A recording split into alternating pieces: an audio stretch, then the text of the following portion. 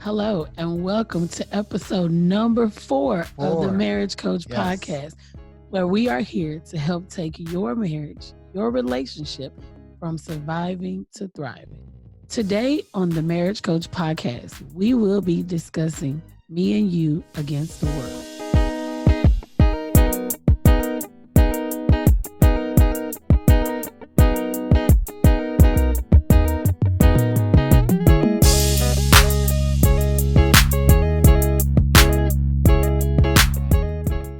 If this is your first time joining us here on the Marriage Coach podcast, we invite you to like, to subscribe, and to share on all your social media platforms. Yes.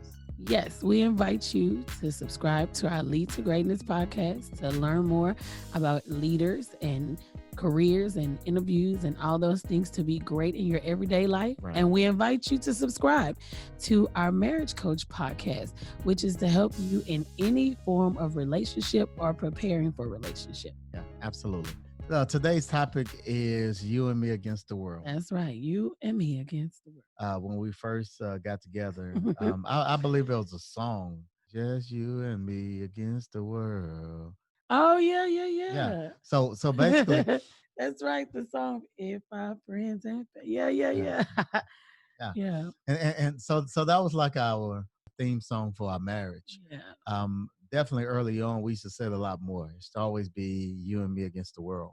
Mhm. We were in love, but here we are in love, but we have other things we have to deal with. We have to deal with, the love that we have for each other. Then we also have to deal with the fact of, our life changing, Absolutely. things changing, with our family. We Mhm. got married young. And we were young, absolutely. So you and me against the world, just you and me against the world, me and you against the world, however we said it, we switched it up, but it always had the same meaning. And because honestly, you were 20 Mhm. and I was 19. Yeah. So, it's not uncommon for your family to be concerned that you're getting married so young. I mean, we're just barely a year out of high school and now you haven't lived any life. So people had their concerns. And I think, and I don't fault anybody Oh, for it. I no, mean, no, no, no, I no, think no, no. everybody, because I mean, we did get married young, and I was getting ready to go Absolutely. to the military, so I can definitely see family members Yes, of concerned, course. and for example, me, baby brother, getting ready to get Mhm. married, and niece and Yes, cousin, my getting ready dad's to get only married. daughter. I Yeah. remember, right? I remember getting charged up by your uncles. Um, but in our minds, we were, like I said, this is nearly 22 years ago. Yeah. I really believed. I was like, man, she's definitely the one. So I agree 100%. I agree 100%. The you and me against the world became it was our mantra because it was us solidifying that we were a team. It was us solidifying that no matter what came our way, we were in it together. No matter what happened, we were in it together. No matter what anyone else said, we were in it together. No matter what we were facing, we were in it together. And one thing that I would like to say it was a constant reminder over the years in the beginning. If either one or the other would say it, it was like, okay, we in this together. So even if it didn't, something wasn't looking. I remember we were getting ready to purchase our first car and it wasn't looking too well. We couldn't get the car we wanted. So we had to get something else. But it was like, hey, it's me and you against the world. It doesn't matter what kind of car we ride in. It's me and you against the world. And then, just things like that. And over time, that was what built camaraderie for Team Francis. It's what created Team Francis, the Team Francis that everyone sees today. Because still today, that's our motto. And we didn't know at the time, and we wouldn't. And we created a vision for our marriage. Exactly, exactly, Yeah. exactly. Yeah. We started on the foundation, us doing us. Everything We built together. everything. It was Yes, like if we yes. couldn't get it done, we just can't get it done. And so everything was a partnership between you and I. Yeah. It wasn't a partnership between me, you, and our parents. Yeah. It was you and I. I mean, we Absolutely. didn't go to our parents asking them, for assistance. Today we have 3 L's, and the first L is lead.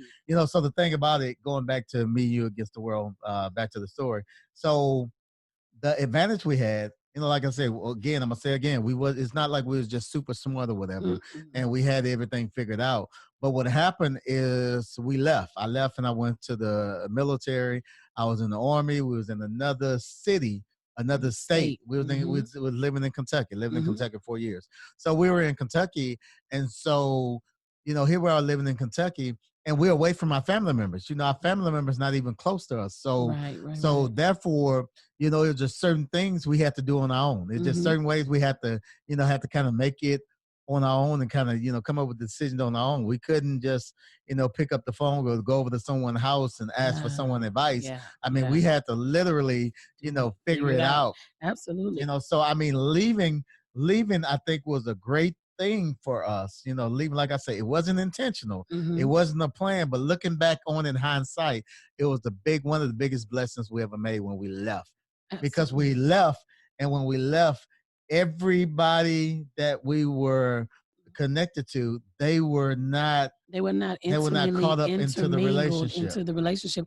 And see, Yeah, a lot of times in the very beginning, this is sometimes a problem, honestly, for couples, because sometimes you move near her family yeah, or you move near his family. Sometimes people are living with his family, yeah, living with her family. yeah. And this is even something, it reminds me of something that you say all the time when you're performing weddings. You always talk to the couple about keeping, their private things private, because sometimes the family can't handle it. And the Bible speaks about leaving and cleaving. And I Mhm. believe that the Bible speaks of that for a reason. For Right, this reason, a man shall leave his father and mother and cleave to his wife. And I believe that that's for a reason, because with that us leaving to go to Fort Knox allowed us to create our own family unit. right, It allowed us to build. It allowed us to have miscommunications and work it out on our own right. without a sister or a brother getting Yeah, involved. It allowed us to have our moments and work it out yeah. without someone else intervening with their opinion. It allowed us to, even with the car, going back to, we were talking about the car, all of those decisions were made between you and me, Right. because it's you and me against the world. And when we say against the world, don't just look at it in a negative connotation. It was for the building of the relationship, for the building of the unit. It was for the building of the marriage, for you It was to have, it was, independency. yeah, it was like a mind Yeah, shifting for you yeah. to say, hey, it's no longer me and my parents and my sisters and my brothers making these decisions. It's me and my spouse. Because when you think of the word spouse, what do we say? We say there's no them in spouse, Mhm. but there is an us. There's no them in Yeah, spouse, but there is an us. Look yeah, at the word. There is a us, which is us, yeah. me and you in the word spouse. You are my spouse. I'm your spouse. They may be my mother, my father, my sister, my brother, but they are not my spouse.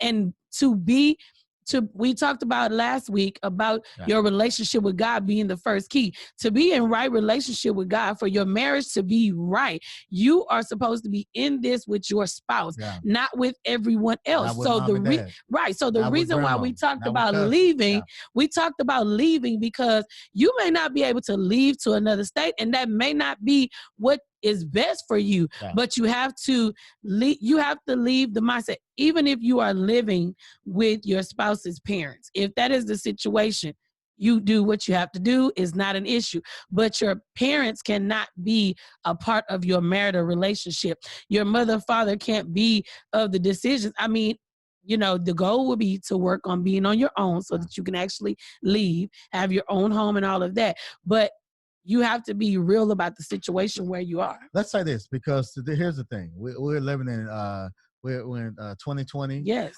There's a pandemic going on, Hmm. and there's people had to move back with Move their back home. parents, Exactly. and there's people parents had to move with them. So Absolutely. therefore, there's people, whether you're newlyweds, whether you've been married 5, 10, 15, Hmm. 20 years, now your parent is in the house with you, and whether you move back with your parents because of the time or Hmm. whatever. So you're in a situation where you can't leave.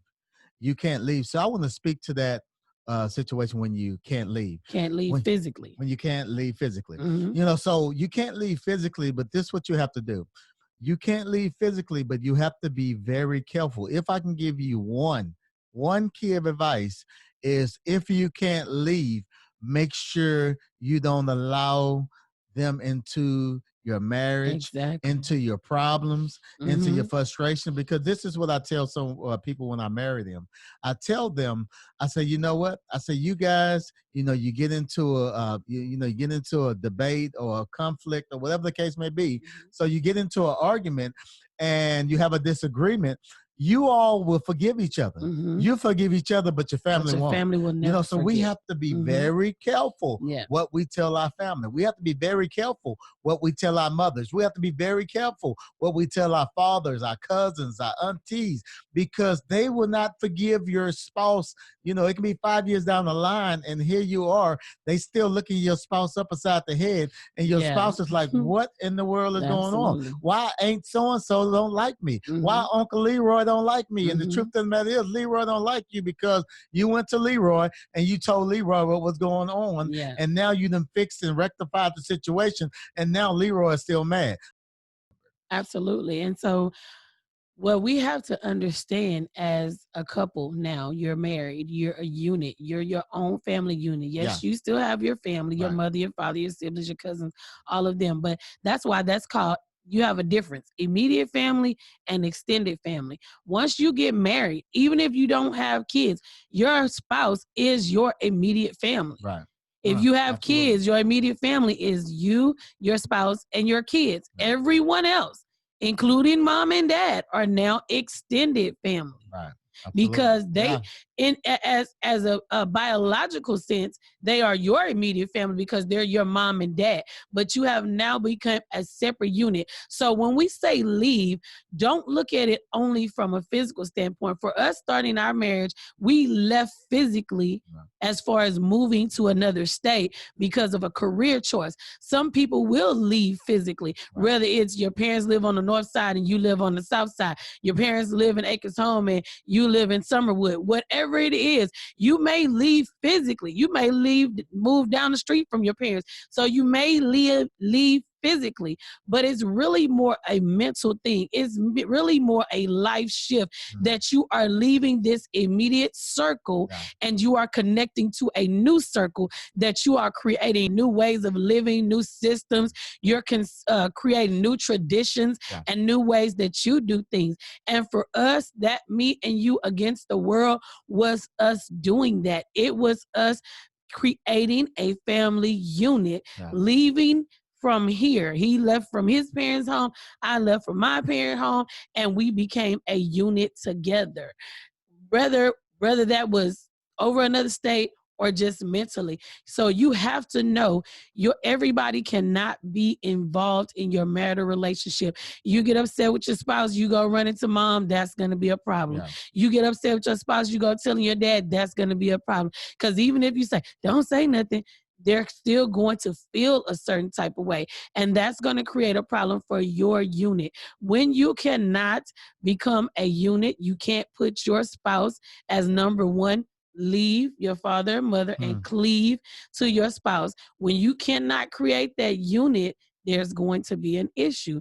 There's going to be some struggles that are going to arise, and it can be very much of a problem. So the first step to me and you against the world is leaving, whether it and whether that's physical or it's mental, as far as your circle and how you share information. Your parents should not be making decisions about where you live.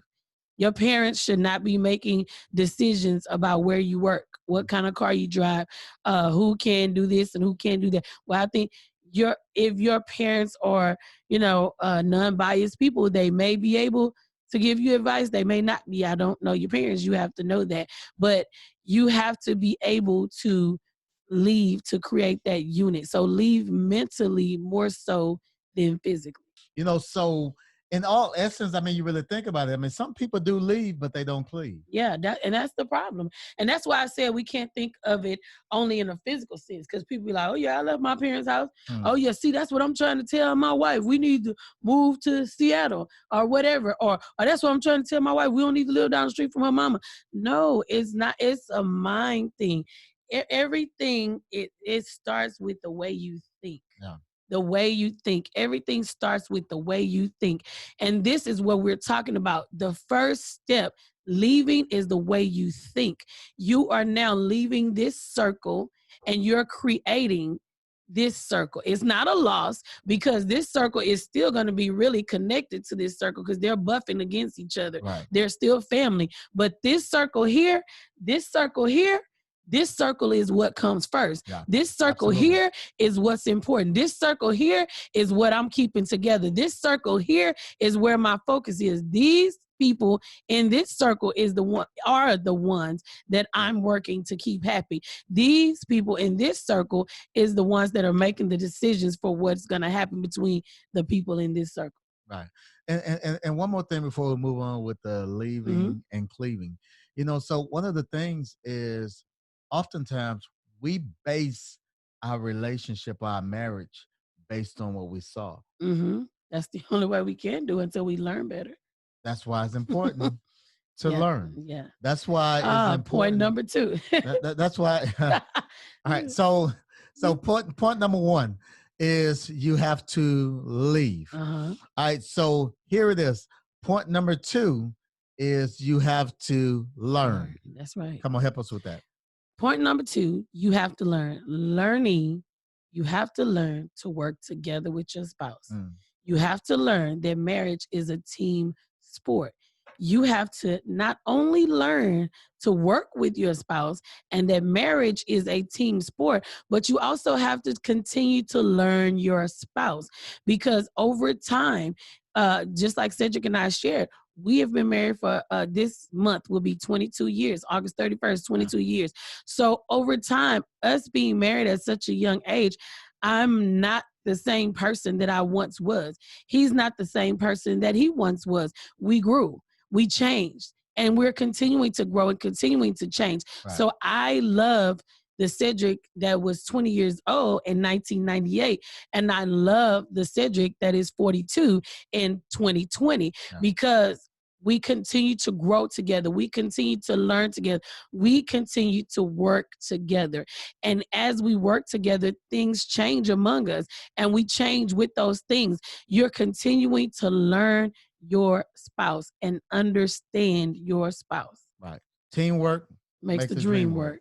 Yeah, definitely. I mean, definitely, marriage is a team sport. It is. It's definitely about, two people because the thing, one. what's so amazing? I mean, oftentimes, you have people get married and they still want to live life on their own. Yeah. It really, it's an oxymoron.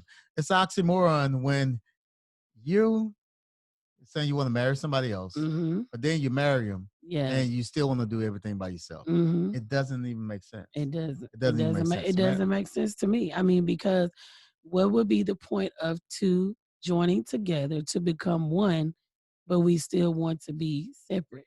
Right. It doesn't make sense. It's like, what's the point of even getting married? What's the point of that? It defeats the purpose of getting married. We want to be a blessing to one another. We want to be a help to one another. My strengths should complement and compensate for your weaknesses, right. And your strengths should compensate for my weaknesses. So we work those things together, right. And we have to work together to learn that. I would never understand you if I don't learn you. I would never understand you if I don't learn you. We will never have a cohesive relationship if we don't learn each other. Because you are different than I am.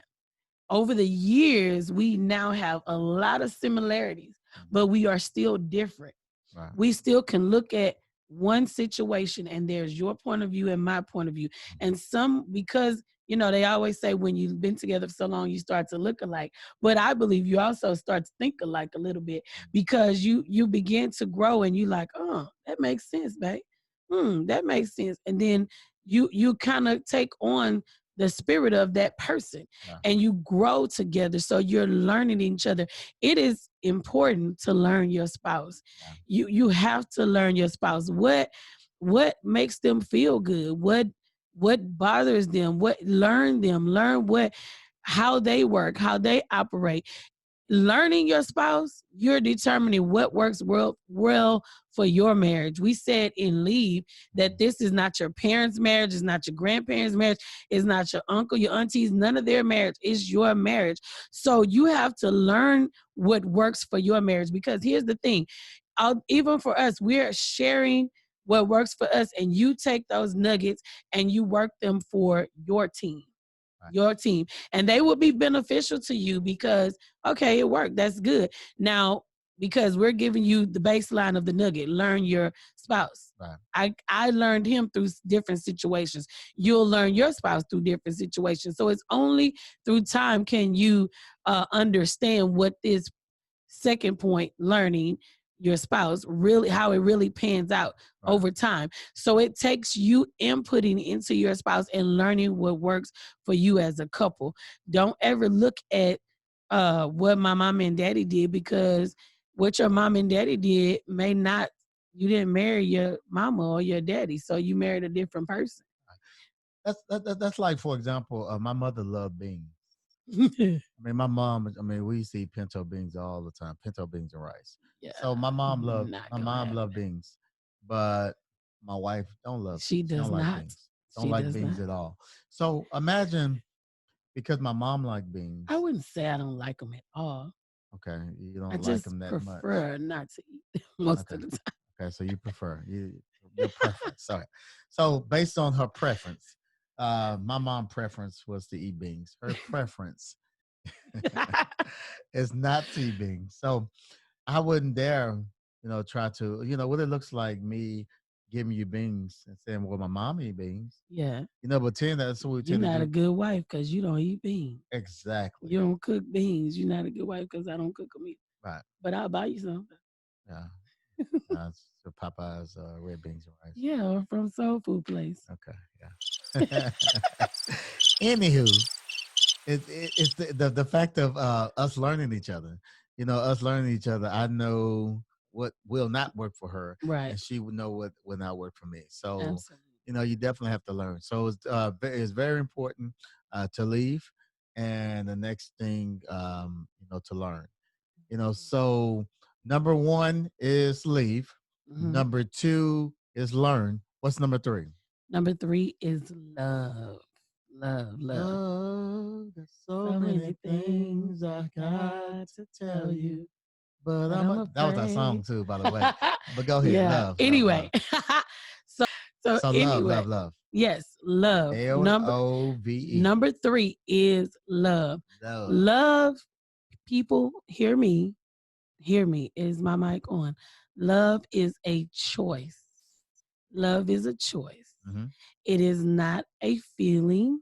It is a choice. Mm. It's a choice. And I think that a lot of times we get the initial Hollywood. we get the initial attraction, we get the initial obsession, we get the initial butterfly feeling, Mm. we get the he bought me this, oh she cooked that. We get all of that initial stuff Mm. confused with love. Yeah. What he buys for me, what she buys for me, how they make me feel when I see them. All of that is attraction. All of that is a feeling. Yeah. All of that is your emotions. Love is a choice. And in a marriage that's you and me against the world, Yeah. me and you against the world, however you want to flip it, there has to be love. You have to choose every day to love your spouse. You have to choose every day to appreciate your spouse. You have to choose to not be selfish and have your own way, but to do things that are fulfilling, that are helpful, that are a blessing to your spouse, that help your spouse. We just talked about strengths and weaknesses coming together. These are the things, and what you like and what I like and your preference and my preference, all of working through all of these things is us choosing to love our spouse. I have to choose to love him in the way that speaks to him. He has to choose to love me in the way that speaks to me. He has to give me what I need. I have to give him what he needs. And that's the way it works. Because a lot of times, and I can say, when before I learned this lesson. Before I learned this lesson, even when I was saying you and me against the world, before I understood what love really was and what it means to love, I would have said, yes, he loves me because he does this or he does that. And he does, and he did all those things. But learning to love him the way he needs to be loved is now important to me. Giving him what he needs, and in return, you automatically get what you need because they're full. We talked about last week, the F goals. And when your spouse, when your family, when your loved one is full, they can give you what you need, and it automatically comes out of an overflow. We talked about that last week. Yeah, sometimes I think you can get caught up where you don't love the person, You love but what you they do for you but you or love what they can give you. right. And where are you when that, if for whatever reason that ceases? Yeah. Okay, if I love you for only what you can give me, if you lose the ability to make To money and give give it. me those Yeah. things, then we're in trouble. Right. If I can only love you for the physical way you make me feel, if for some reason sickness comes up on your body and you lose that ability to make me feel that way, then we're in trouble. God chooses to love us despite of how we respond to him. That's unconditional. Yeah, God chooses to love us despite what we have done to him. God chooses to love us, without us even asking him for it. He loves us. He is love, and that's who he is, but it's just a perfect example of love. And Right. and I really, really believe that it's a choice. And hear this. This is a nugget that wasn't in our notes, but it's a nugget. Both parties, spouses, have to choose to love each other. So you can't say you need to choose to love me the way I need to be loved, but I won't reciprocate the same thing to you. Because here's something that I have to make as a disclaimer for all of our podcasts.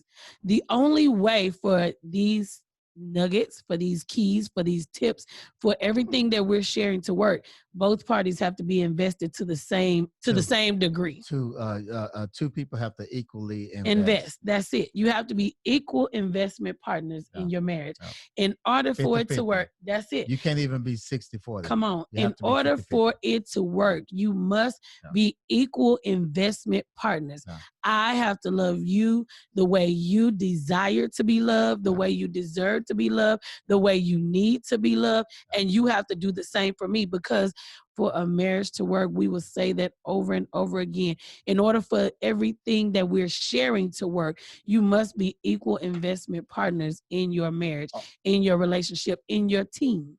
The biggest thing when it comes to marriage, period, leaving, learning, loving, the biggest issue that some of us have is we look at everything as a win and a loss. If I do this for them, then I'm losing. If they don't do this for me, if they do this for me, then I'm winning. You are on the same team. Yeah. You're on the same team. You can't, when a basketball team wins the championship, even the person riding the bench gets a ring. They don't say Everybody. you don't get a ring because You didn't have no play playtime, right? you didn't play in the game. They're not going back and see everybody on that team. You could not even know who this person is, and they got a ring. They didn't play 1 ounce of 1 second in the Super Bowl, but they got a ring. Yeah. And that's how you have to look at your marriage and the love that you want to have in your marriage. You can't look at it as I'm losing because I'm doing what they want me to do. I'm sitting outside on the patio, and that's not what I want. And listen, the thing about it is, as I began to sit out on the patio to fulfill, initially, it started out as me being intentional. I'm putting something in his tank. After a while, it began to be something that I enjoy. Of course, he sprays for the bugs and all that before I come out, but we are enjoying this sitting on the patio together. I enjoy gifts. He buys me gifts. I get gifts. That's what I enjoy. That's me. So we both are feeling each other's love language, feeling each other's tank, feeling each other's cup, and it just automatically runs over to the other person receiving what they need. Give your spouse what they need, and they'll give you what you need. It's automatic. You'll begin to, those walls and barriers begin to break down, but you're going to start with learning what they need. Which is going back to point number 2. You have to learn. This is a great setup. This is a great setup for the 5 love languages. Oh yeah, absolutely, absolutely. Leave, learn, love. Yes, and you Great have setup. to. And it's something. When I look at our 3 points today, what I saw today as we discussed, because every time we're talking about the Marriage Coach podcast, we're discussing what works for us, what we want to share with people, because this is not about, us giving someone some professional opinion and we just laying on the couch, you give me your information, no, this is about us sharing what worked. But if you come together and say, you know what, I want to make this work, it's going to happen. Not it may happen, it will happen. If 50-50, it will happen. So I'm just so thankful, and once again, looking forward to staying and spending time with you all on next week as we deal with the 5 love languages. Subscribe to our YouTube channel, The Marriage Coach Podcast, and click that notification button so that you will not miss an episode as we continue to share nuggets and lessons we learn and things that we apply to our marriage and how it works for us. And we will share them with you to continue to help take your relationship from surviving to thriving. Once again, we want to thank you all for joining us on today. Looking forward to seeing you again next week. Have a good one. Bye. Bye. Bye. Ooh. You stop.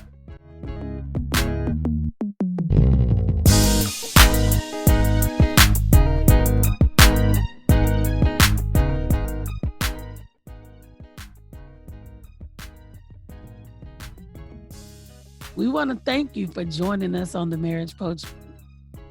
We want to Marriage Poach. Marriage Poach. Marriage Poach. Stop it. We want to thank you for joining us. We want to thank you for joining us on the Marriage Poach. Marriage Poach again. Marriage Poach. I'm gonna do bloopers. Hey, stop. We're doing bloopers. Subscribe to the Marriage Coach Podcast so that you won't miss an episode as we continue to share our journey, our nuggets, our lessons learned with you, as we continue to go through information. Let's grow together. Yes, as we continue to help take your marriage, your relationship, as we continue to help take your relationship from surviving to thriving. Okay, one more time. We would like to thank you for joining us today on the Marriage Coach Podcast. We want to encourage you to like and to subscribe. Subscribe to our YouTube